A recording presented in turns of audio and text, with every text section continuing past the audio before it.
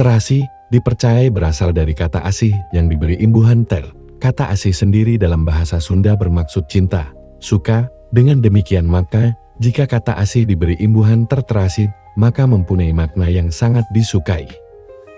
Terasih pada awalnya merupakan bumbu masakan penyedap rasa yang diciptakan oleh Ki Gedeng Alang-Alang dan kemudian keterampilan ini diwariskan kepada Pangeran Walang Sungsang. Keduanya merupakan salah satu pendiri Cirebon. Dinamakan terasi karena pada waktu itu Raja Kerajaan Galuh Kerajaan Sunda Timur sangat menyukai sekali penyedap masakan ini. Bahkan sang raja paham betul masakan yang telah dibumbui terasi atau tidak. Maka tidak mengherankan jika dalam legenda masyhur Cirebon disebutkan bahwa pelayan raja terkena imbas kemarahan sang raja hanya gara-gara masakan yang diperuntukkan kepada raja tidak dibumbui terasi. Stok terasi dalam istana kerajaan Galuh ini diambil dari Upeti Cirebon yang waktu itu merupakan negeri bawahan kerajaan Sunda Galuh. Sebagaimana lazimnya kosakata bahasa maka pada umumnya sifatnya kadang berkurang dan bertambah seiring berlalunya zaman, begitupun kata terasih. Kata tersebut ternyata mengalami pengurangan kata, sehingga kemudian berubah menjadi terasi. Terasi yang kita kenal sekarang ini adalah suatu karya cipta yang terbuat dari campuran garam, nasi dan udang rebon yang ditumbuk. Setelah ditumbuk terasi kemudian dibentuk menjadi gumpalan-gumpalan hingga berbentuk bulat-bulat atau kotak untuk kemudian dikeringkan.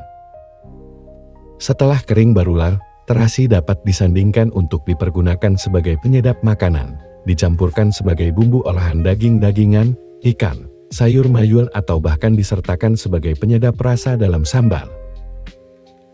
Dalam naskah Carita Purwaka Caruban Nagari, diceritakan bahwa sebab musabab marahnya kerajaan Pajajaran terhadap Cirebon adalah penghentian pengiriman upeti dari Cirebon garam dan terasi. Naskah tersebut juga diperkuat oleh naskah Mertasinga yang menyatakan bahwa kemarahan Baginda Raja Galuh negeri bawahan Pajajaran bagian timur terhadap Cirebon memuncak setelah Cirebon secara sengaja menghentikan pengiriman upeti garam dan terasi. Dijelaskan pula di dalamnya bahwa tidak lama setelah peristiwa penghentian pengiriman upeti itu, kemudian Pajajaran menyerang Cirebon, meskipun serangan itu dapat dipatahkan Cirebon. Hal tersebut adalah wajar, mengingat penghentian upeti yang dibayarkan oleh Cirebon bermaksud pembangkangan Cirebon terhadap pusat, selain juga tentunya faktor kesukaan keasihan sang raja terhadap terasi. Perlu dipahami bahwa dalam kultur budaya Sunda waktu itu perdagangan kuliner dipercaya merupakan penyumbang terbesar devisa negara. Sehingga dengan dimbargonya garam dan terasi oleh Cirebon, menyebabkan kehancuran bisnis kuliner di kerajaan Sunda.